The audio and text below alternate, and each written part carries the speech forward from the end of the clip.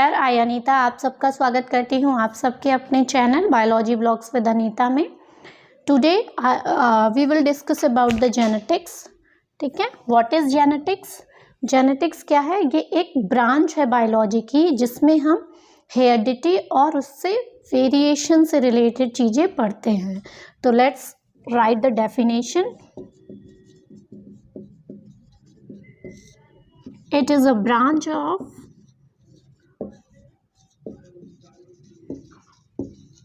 biology that deals with the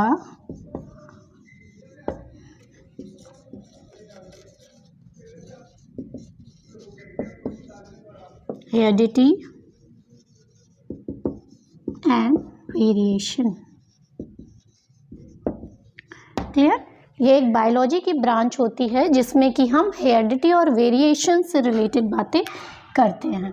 तो अगर हम इसको शॉर्ट फॉर्म में लिखना चाहें तो लिख देंगे genetics is equal to heredity और वेरिएशन। अब ये वेरिएशन और हेरिडिटी क्या होती है? सबसे पहले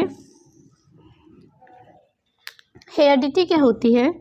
वो कैरेक्टर्स, ठीक है, जो कि ट्रांसमिट होते हैं यानी कि स्थानांतरण होते हैं from parents to its offspring.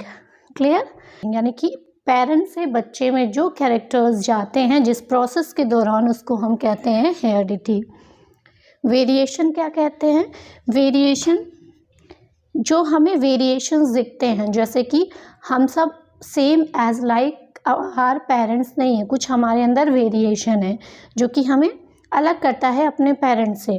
ठीक है, सेम एज हमारा जो फेस है वो अपने पेरेंट जैसे रिजेंबल नहीं करता, तो उसी को हम कहते हैं वेरिएशन। फादर ऑफ जेनेटिक्स कौन है? Father of genetics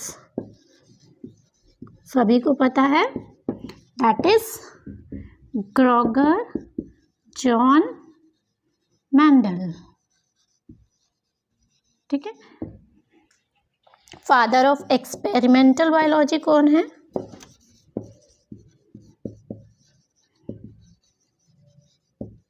experimental genetics, जिन्होंने फ्रूट फ्लाई पे एक्सपेरिमेंट किया था, ठीक है, दैट इज टी.एच. मॉर्गन। ठीक है, इन्होंने ड्रोसोफिला पे अपनी स्टडी की थी, एक्सपेरिमेंटल स्टडी की थी। इसे हम कॉमन क्या कहते हैं? Fruit fly. ठीक है। फादर ऑफ ह्यूमन जेनेटिक्स ये है ए. गैरोड। इन्हें हम फादर ऑफ बायोकेमिकल जेनेटिक्स भी कहते हैं। क्लियर? यही है। इन्होंने सबसे पहले, जो गैरोड ने सबसे पहले जेनेटिक डिसऑर्डर के बारे में पता लगाया था, उस डिसऑर्डर का नाम है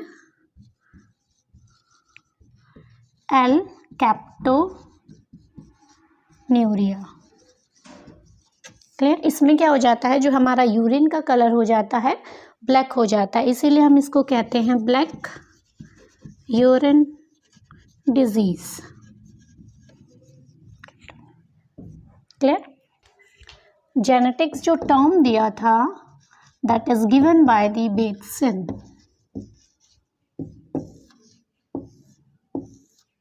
ठीक, तो जेनेटिक्स क्या है? जेनेटिक्स जो टर्म दिया था that was given by the Bateson. Genetics एक बायोलॉजी की ब्रांच है जिसमें हम स्टडी करते हैं हेरिडिटी और उससे वेरिएशंस के बारे में। फादर ऑफ जेनेटिक्स की बात करें that is the Gregor John Mendel. Father of experimental genetics, ठीक है, टी.एच. मॉर्गन है। इन्होंने स्टडी की थी आपकी ड्रोसोफिला फ्रूट फ्लाई पे। कॉमन नेम ड्रोसोफिला का फ्रूट फ्लाई है। Clear? Father of human genetics या फादर ऑफ बायोकेमिकल जेनेटिक्स के नाम से ए. गैरोड जाने जाते हैं। इन्होंने फर्स्ट जेनेटिक डिसऑर्डर के बारे में पता लगाया था, दैट इज़ दी अल्केप्टोन्यूरिया। इसमें जो हमारा यूरिन होता है वो यूरिन का कलर ब्लैक हो जाता है, जिसे हम क्या कहते हैं, इसीलिए अल्केप्टोन्यूरिया को हम ब्लैक यूरिन डिजीज़ के नाम से भी जानते हैं। जेनेटिक्स को हमें 3 पार्ट्स में पढ़ना है। पहला है मॉडर्न जेनेटिक्स,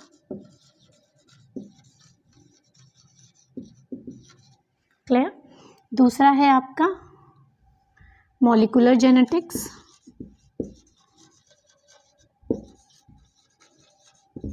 थर्ड है population genetics.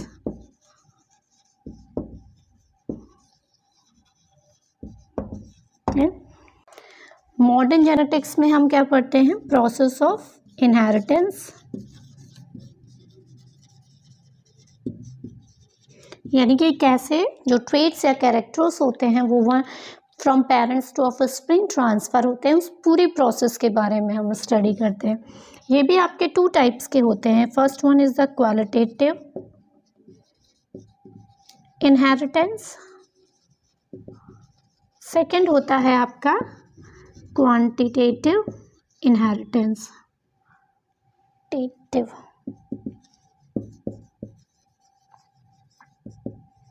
Clear. Qualitative inheritance की बात करें तो उसमें हमारा क्या आ जाता है, मेंडेलियन जेनेटिक्स आ जाती है।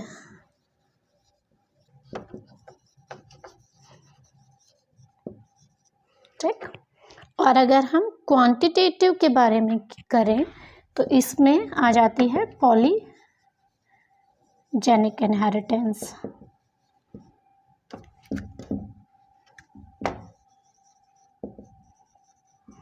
इस मेंडेलियन जेनेटिक्स को हम क्लासिकल जेनेटिक्स भी कहते हैं। ठीक है, फर्दर स्टडी हम करेंगे धीरे धीरे एक एक करके। जो आपका पॉपुलेशन जेनेटिक्स है, इसमें हम किसकी बात करते हैं, डीएनए की रेप्लिकेशन की बात करेंगे, ट्रांसक्रिप्शन की बात करेंगे और ट्रांसमिशन की बात करेंगे। Clear.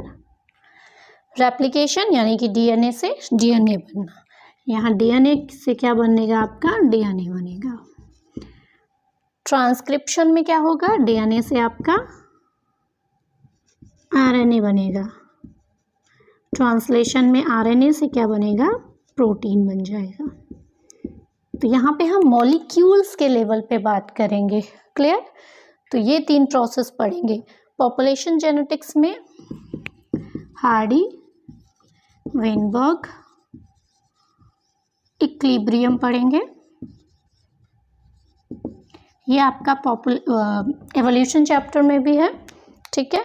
Let's start with the gene that was termed by the Johnson in 1909। Gene होता क्या है, मान लो ये आपका क्रोमोसोम्स है, क्लियर। इसके अंदर आपका क्या प्रेजेंट होता है, डीएनए प्रेजेंट होता है। अगर हम डीएनए के स्ट्रक्चर को देखें तो इसका स्मॉल सेगमेंट डीएनए का क्या कहलाता है, जीन कहलाता है। ठीक, यानी कि एक स्मॉल पार्ट लेंगे, वहाँ पे कोई पर्टिकुलर जीन प्रेजेंट होता है, that is known as gene, यानी कि डीएनए सेगमेंट है ये।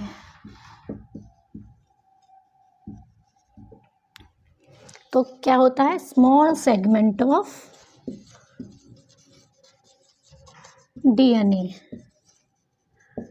Is known as gene.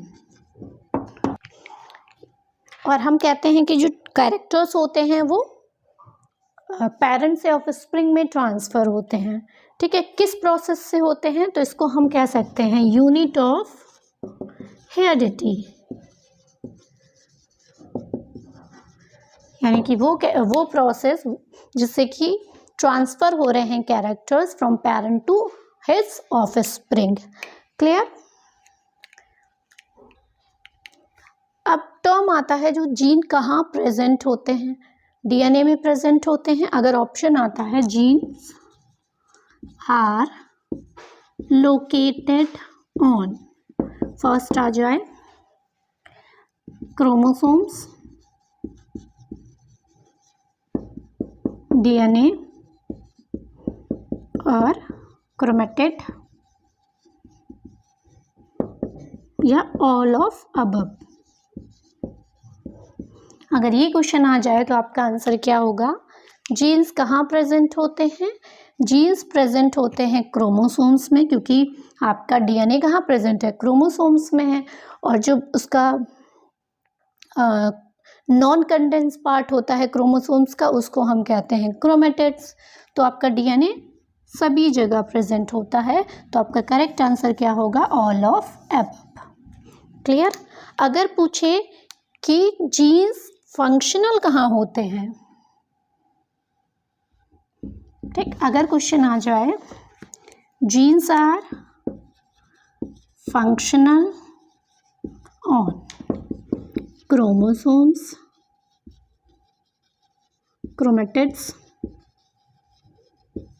या डीएनए या ऑल ऑफ अबव। तो फंक्शनल कहाँ होगा? क्योंकि होते हैं जीन के, वो पर्टिकुलर डीएनए पर ही होता है। तो यहाँ पे करेक्ट आंसर हो जाएगा डीएनए। इसीलिए इसको कहते हैं फंक्शनल सेगमेंट ऑफ डीएनए।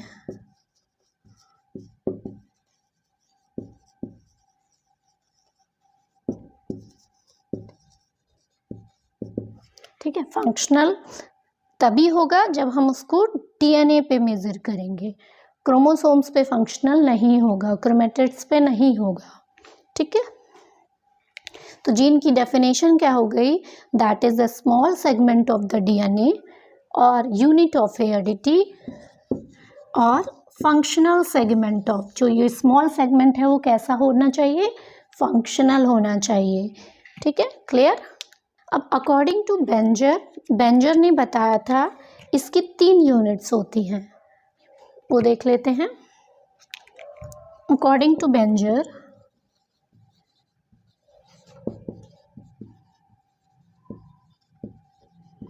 इसकी 3 यूनिट होती है, सिस्ट्रॉन, रेकॉन और म्यूटॉन, जिसमें कि सिस्ट्रॉन सबसे बड़ी होती है, देन रेकॉन, देन म्यूटॉन।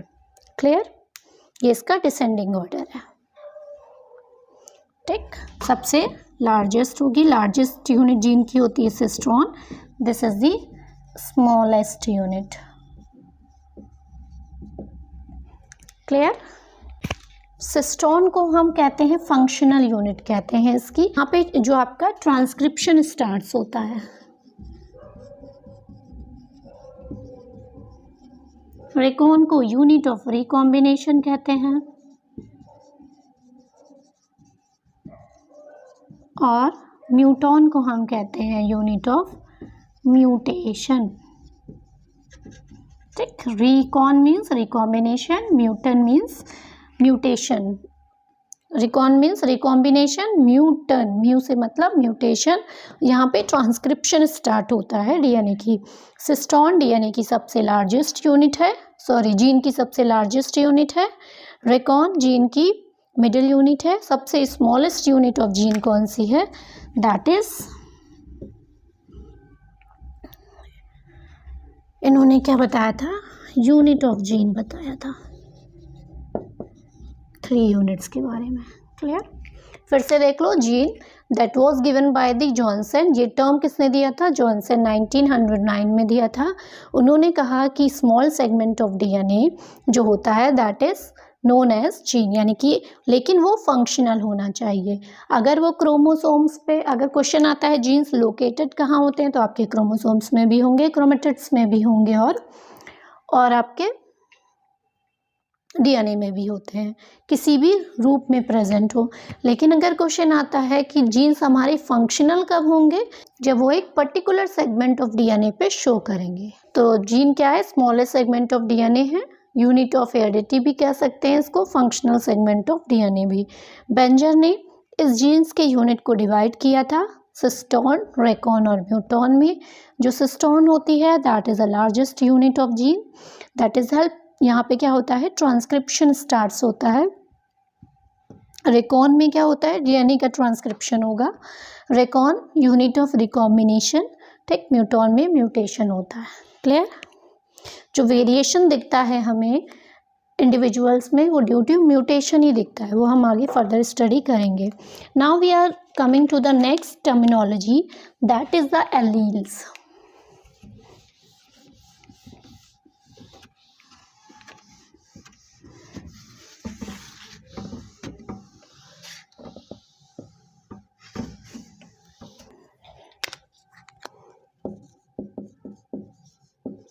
इसे एलियोमॉर्फ भी कहते हैं।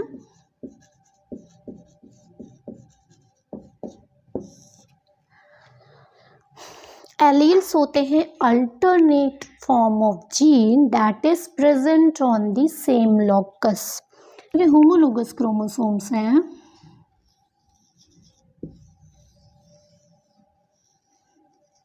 यानी कि ये आपका फादर का, ये मदर में से आया हुआ है।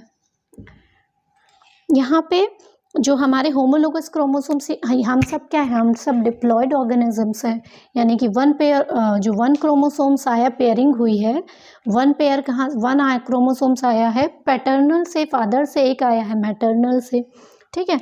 तो मान लो जो मदर की आइज़ के कलर का या फादर की आइज़ के कलर का जीन अगर यहाँ प्रेजेंट है तो मदर की आइज़ का जो कलर का जीन होगा वो भी सेम लोकस में प्रेजेंट होगा। क्लियर? फॉर एग्जाम्पल हम मान लेते हैं उस कैरेक्टर को हम शो कर रहे हैं Z से, ठीक, या क्रोमोसोम्स नंबर 1 से प्रेजेंट करते हैं किसी से। मान लो यहाँ पे हमने Z से शो किया है आइज़ के कलर के जीन को फॉर एग्जाम्पल, ठीक है। तो जो इनकी पोजीशन होगी होमोलोगस क्रोमोसोम्स में, यानी कि फादर की अगर लोकेशन यहाँ है इस क्रोमोसोम्स में तो मदर की भी लोकेशन उसी लोकस पे होगी, यानी कि इसके दो फॉर्म्स हो गए, ठीक है।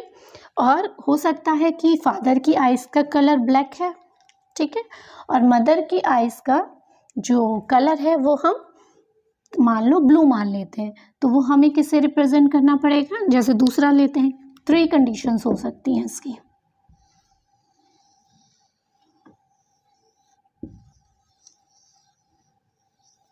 ये फादर है, ये मदर है, ठीक है। मान लो इनकी जो आइज़ का कलर है ब्लैक है, ठीक, ये ब्लू है, ठीक। ये शो क्या कर रहे हैं, सेम लोकस ही शो कर रहे हैं। इसका यहाँ पे Z हो गया, मान लो इसको हम स्मॉल z से रिप्रेजेंट कर लेते हैं, ठीक। तो यहाँ पे आइज़ का जो जीन का लोकेशन होगा वो सेम प्लेस पे होगा, अल्टरनेट फॉर्म यानी कि कॉपीज़ हो सकती हैं उसकी, ठीक, कॉपीज़ ऑफ जीन या जो अलग अलग ट्रेट शो करती है। कैरेक्टर और ट्रेट में क्या अंतर होता है ये भी देख लो, ये कैरेक्टर और ट्रेट में डिफरेंस।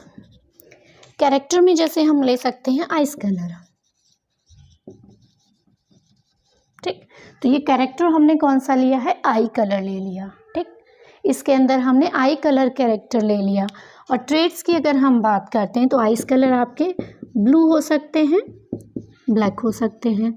अगर हम एक ऑर्गेनिजम्स के अंदर बात करें तो एक ऑर्गेनिजम्स के अंदर हमारे अंदर 2 ही जीन्स होंगे, एक फादर से आया होगा, एक मदर से आया होगा। उसमें भी जो हमें शो हो रहा है वो डोमिनेंट है, जो शो नहीं हुआ वो रिसेसिव हो गया। क्लियर? तो यहाँ पे अगर हम एक इंडिविजुअल में बात करें, हमने बात करें तो हमें 2 ट्रेट्स हो सकते हैं किसी भी चीज़ के, एक जो फादर से आया है और एक मदर से आया है। अगर हम बात करें पॉपुलेशन की, क्लियर, पॉपुलेशन की बात करें तो कई प्रकार के ट्रेट्स हो सकते हैं, ब्लू, ब्लैक, ग्रीन, है ना, ब्राउन, तो ये सारे हमारे ट्रेट्स हैं। अगर हम नंबर ऑफ इंडिविजुअल्स की बात करें, अलग अलग ऑफस्प्रिंग्स की बात करें, यानी कि उनके पेरेंट्स अलग हैं। अगर हम पूरी पॉपुलेशन में देखें तो ट्रेट्स हमारे क्या होंगे, नंबर इनके डिफरेंस, ठीक है। अगर हम एक इंडिविजुअल की बात करें तो ट्रेट्स केवल 2 हो सकते हैं, एक ट्रेट आपका हो सकता है पेरेंट्स के पैटर्नल से आया हो, एक मैटरनल से आया हो। अगर हम पॉपुलेशन की बात करते हैं, मैं हूँ, मेरा फ्रेंड है, ठीक है, उसके फ्रेंड है, इन सब की बात करते हैं तो हमें डिफरेंट ट्रेट्स मिल सकते हैं कि एक का आइस ब्लैक है, ब्लू है, किसी का ग्रीन है, किसी का ग्रे है ना। तो डिफरेंट ट्रेट्स हमें मिल सकते हैं पॉपुलेशन में। लेकिन अगर हम इंडिविजुअल की बात करते हैं तो हमें 2 ट्रेट मिलते हैं। फॉर एग्जाम्पल मान लो प्लांट हाइट की बात करें अगर हम, ठीक, तो इसके 2 ही कैरेक्टर्स हो सकते हैं, या तो डॉफ होगा या फिर लॉन्ग होगा। क्लियर? 2 ही कैरेक्टर होंगे। एक हमने मान लो पी, मेंडल ने क्या किया था, पी का प्लांट लिया था, उसमें जो प्लांट हाइट के 2 कैरेक्टर लिए थे, एक लॉन्ग और एक शॉर्ट, जैसे हम डॉफ भी कह सकते हैं, ठीक है। इसी टाइप से अब हम कोई भी कैरेक्टर लिख सकते हैं अपनी नोज़ का। किसी की नोज़ थिक होती है, किसी की थिन होती है, किसी की पॉइंटेड होती है। तो यहाँ पे नोज़ शेप की बात करें तो वो हमारा कैरेक्टर हो गया। अगर हम ट्रेट की बात करें तो पॉइंटेड, ठीक है, फ्लैटेंड, और ये हमारे ट्रेट्स हो गए। इतना क्लियर है? ये समझाने के लिए था कैरेक्टर और ट्रेट्स में डिफरेंट। तो एलील्स क्या होते हैं? That is alternate form of gene that present on the same locus in homologous chromosome.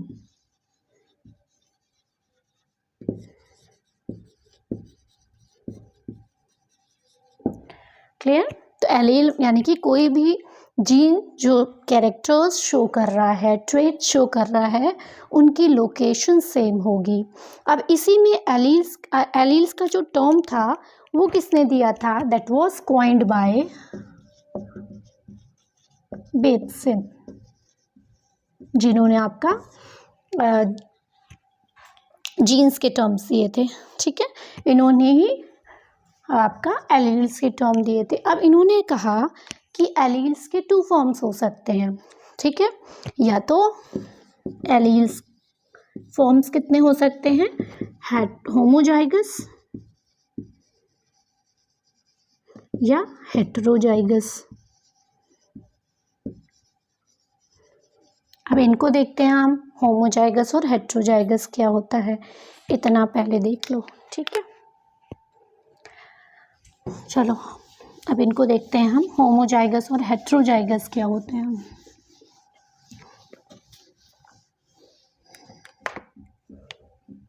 पहला, इसमें जो एलील के फॉर्म बताया था ये होमोजाइगस था। होमोजाइगस से पता चल रहा है सेम कैरेक्टर्स के जीन सेम होंगे, ठीक है। जैसे कि एग्जाम्पल हम ये मान लेते हैं, ठीक है, एक क्रोमोसोम से है, इसकी पेयरिंग ये हो गई, इसकी ये हो गई, और ये इसकी पेयरिंग हो गई, ठीक है।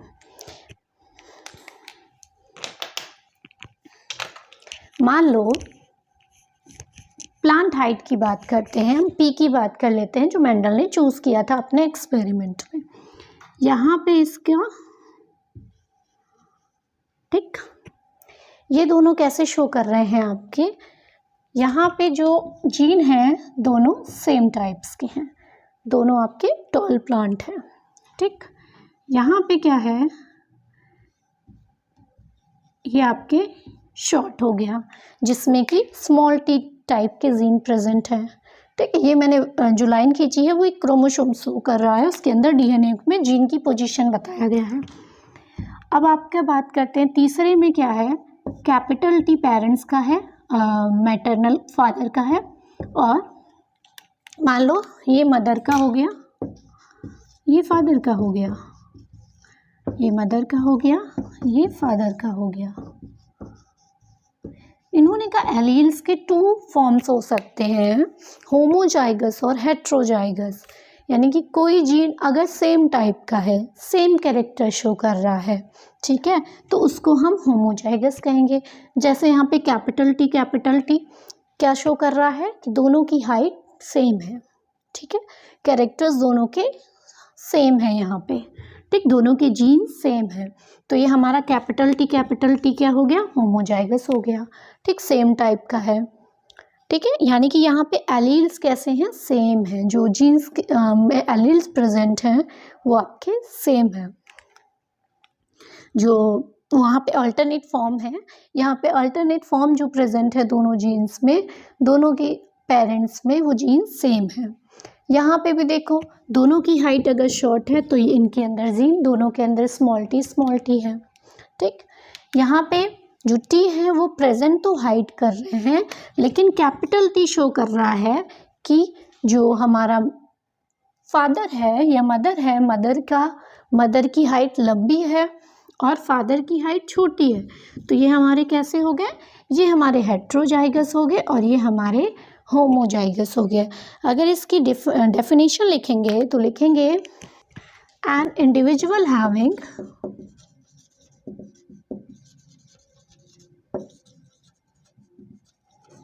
टू आइडेंटिकल एलील्स, ठीक। और हेट्रोजाइगस की बात करें दूसरा,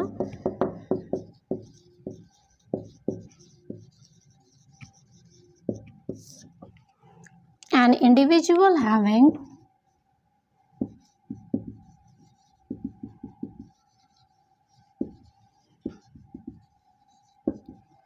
two different alleles, है ना, एक इंडिविजुअल में डिफरेंट एलील्स प्रेजेंट हैं, ठीक। इनको हम क्या कह सकते हैं, इसको हम कह सकते हैं हाइब्रिड, ठीक है। और होमोलोगस का एग्जाम्पल आपका ये है, क्लियर। मेंडल ने क्या किया था, मेंडल की जो एक्सपेरिमेंट था वो क्रॉसिंग में बेस्ड था, हाइब्रिडाइजेशन में बेस्ड था। इन्होंने क्या किया था, कैपिटल टी लिया था, स्मॉल टी लिया था, ठीक है, और इनमें आपस में गैमेट्स, इसका एक गैमेट लिया, इसका एक गैमेट लिया, ठीक, दो प्लांट लिए, उनमें से एक गैमेट ले लिया उन्होंने और इसको फ्यूज करवाया, ठीक है। तो उन्होंने क्या देखा, उन्होंने देखा कि जो ये हमारा कैपिटल टी स्मॉल टी प्राप्त हो रहा है, ये हाइब्रिड कहा है इसको, ठीक। अब एक टर्म आता है डोमिनेंट एंड रिसेसिव, इसी में देख लो,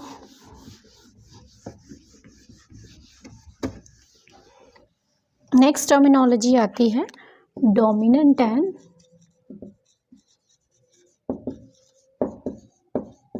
रिसेसिव की,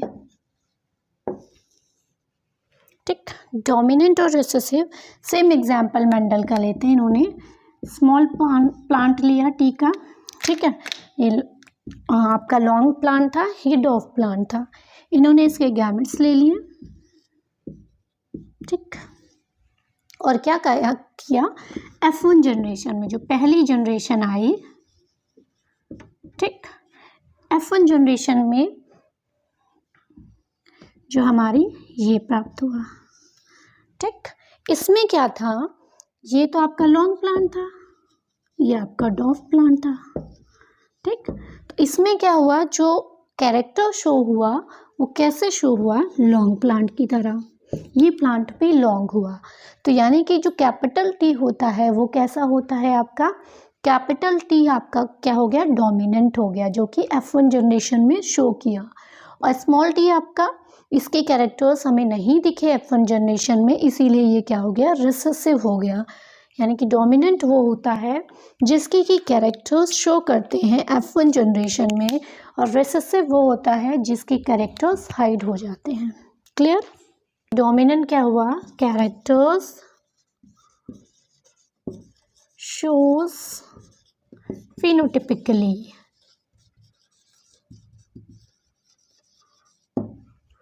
characters does not शोज, ठीक है, सप्रेस हो जाते हैं इसके कैरेक्टर, जीन कैसा हो जाता है, सप्रेस हो जाता है इसमें, ठीक। अब एक टर्म आता है जीनोटाइप और फिनोटाइप।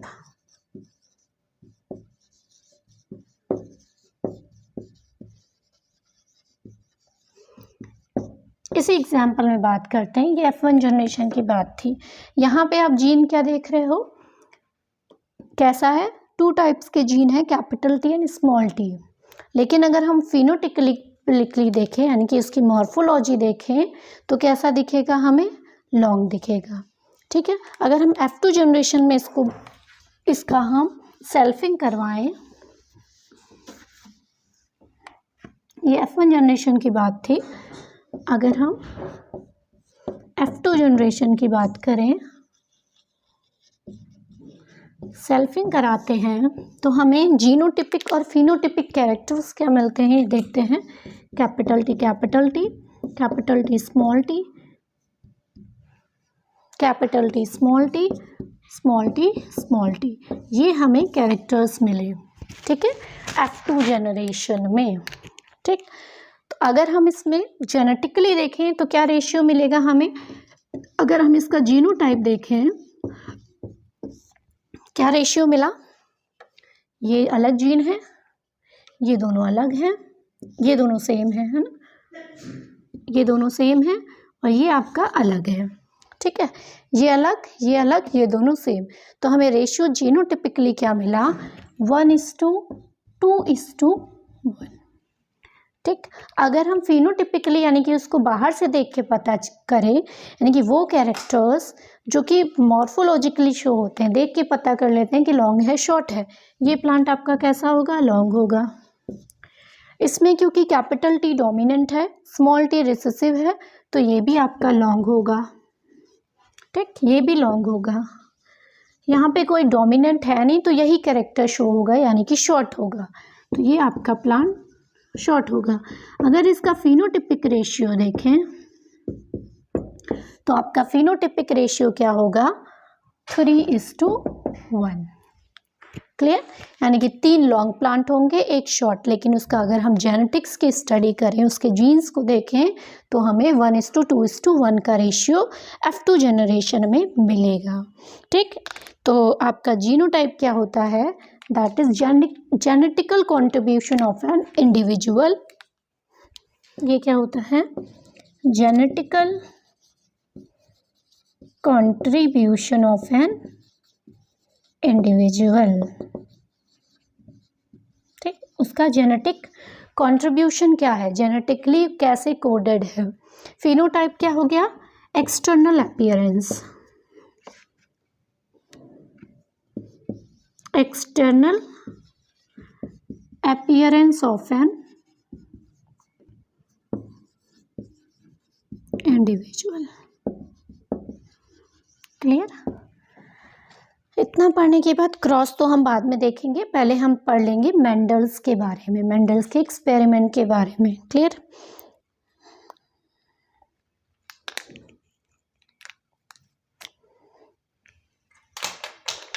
ये टर्म जो दिया था आपका, ये जॉनसन ने ही दिया था, ठीक। और आपका हेट्रोम हो जाएगा, एलिल बेटसन ने दिया था तो वो भी बेटसन ही देंगे, टर्म पूछा जाएगा एग्जाम में, तो क्लियर है।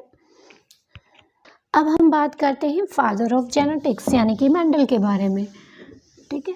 आज थ्योरी पोर्शन ही देखते हैं, कल इसका पूरा डिटेल स्टडी करेंगे, ठीक। मेंडेलियन जेनेटिक्स की बात करते हैं अगर हम,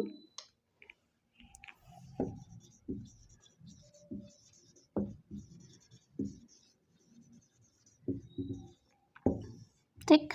मेंडेलियन जेनेटिक्स की बात करें यानी कि फादर ऑफ जेनेटिक्स, इन्होंने जेनेटिक्स के बारे में सबसे पहले स्टडी की थी, that is the Mendel, clear.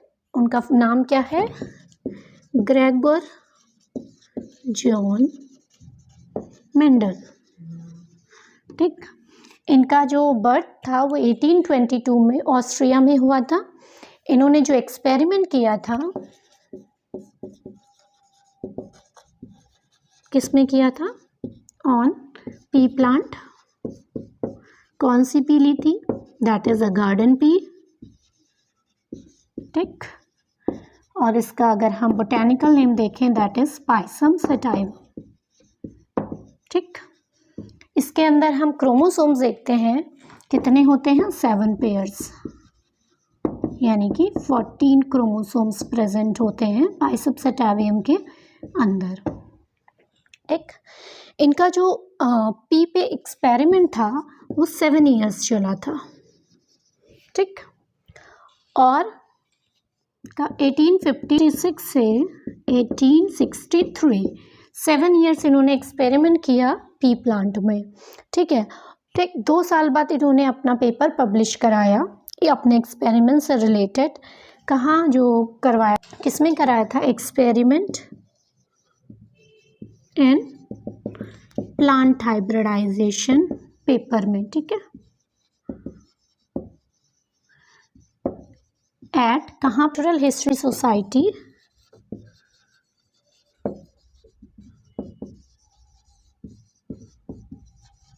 In Brunn, clear? Society of Brunn. तो ये था मेंडेलियन जेनेटिक्स के बारे में थोड़ा सा इंट्रोडक्शन। 1822 में ऑस्ट्रिया में इनका जन्म हुआ था। ये एक पादरी थे, जनरली एक मैथमेटिशियन थे। बाद में इन्होंने बायोलॉजी में स्टडी की और उसमें बायोलॉजी में क्या किया, इन्होंने अपनी मैथ्स की स्टैटिस्टिक का यूज़ किया था, ठीक है। इनके जो एक्सपेरिमेंट इन्होंने किया बहुत साल तक अननोन था, कोई इस पे फोकस नहीं कर रहा था, क्योंकि एक तो वो मैथमेटिशियन थे, ठीक है, और बायोलॉजी पे वर्क कर रहे थे और उसमें अपना मैथ्स का यूज़ कर रहे थे। एक रीज़न ये हो गया, ठीक है। दूसरा रीज़न क्या था, इन्होंने जो उस समय, क्योंकि क्रोमोसोम्स की स्टडी नहीं हुई थी, जीन्स के बारे में किसी को नहीं पता था, जब इन्होंने ये एक्सपेरिमेंट किया था तो उस समय टर्म यूज़ होता था जीन के लिए फैक्टर। तो इन्होंने कहा एक फैक्टर एक कैरेक्टर को ही शो करता है, ठीक। तो ऐसा नहीं होता है, ये बाद में अलग अलग साइंटिस्ट ने प्रूफ करके दिखाया था, हम फर्दर स्टडी करेंगे, ठीक है। और इन्होंने कहा कि एक कैरेक्टर के लिए एक पर्टिकुलर जीन ही रिस्पॉन्सिबल होता है, ऐसा भी नहीं है, ये भी बाद में प्रूफ हुआ, ठीक है, जिसे हम पॉलीजेनिक इनहेरिटेंस कहते हैं। इसी कारण इनकी जो लॉस थे, इनकी जो थ्योरी थी वो फेल हो गई थी, क्लियर।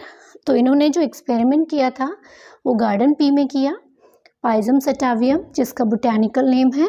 7 पेयर्स इसमें क्रोमोसोम्स पाए जाते हैं, यानी कि total number of chromosomes in 14, clear. और इन्होंने पी प्लांट में 7 कैरेक्टर्स चूज किए थे, ठीक। तो इनका 7 लक्की नंबर है, देखो 7 पेयर ऑफ क्रोमोसोम्स वाला प्लांट लिया। क्वेश्चन आता है कि ग्रेगर जॉन मेंडल ने पी को ही क्यों चूज़ किया, तो रीज़न क्या था चूज़ करने का, आज हम जनरल देख लेते हैं। पहला तो सबसे सिंपल प्लांट है, ठीक है, कल्टीवेशन इसका इजी हो जाता है, हाइब्रिडाइजेशन इसका इजीली हो जाता है, ठीक है, शॉर्ट लाइफ स्पान थी, 3-4 मंथ में ग्रो हो जाता है, ठीक। और स्पेस भी इसके लिए ज़्यादा नहीं चाहिए रहती थी, ठीक है। इसीलिए रीज़न था कि उन्होंने, और इसमें बाइसेक्सुअल फ्लावर होते थे जिसके कारण सेल्फ जो आपका पॉलिनेशन हो जाता था, ठीक है। इसीलिए इन्होंने पाइजम सटावियम को चूज़ किया था। कहाँ पे इनका पेपर पब्लिश हुआ था, ये वॉल्यूम में हुआ था, एक्सपेरिमेंट इन प्लांट हाइब्रिडाइजेशन। ये कहाँ पे? नेचुरल हिस्ट्री सोसाइटी ऑफ ब्रून में। अब कल हम देखेंगे इन्होंने पी के कौन से 7 कैरेक्टर्स को लिया था, ठीक है, 7 कैरेक्टर्स लिया था, लेकिन वेराइटीज़, ब्रीडिंग वेराइटीज़ 14 ली थी, ठीक है। और उनमें आपस में फर्टिलाइजेशन करवाया था, फिर देखा था कि क्या क्रॉसिंग हुई है, क्या हाइब्रिडाइजेशन मिला है। इसके बारे में हम डिटेल स्टडी कल करेंगे। आज के लिए बस इतना ही। वीडियो अच्छी लगे तो लाइक, शेयर एंड सब्सक्राइब जरूर करना। Thank you.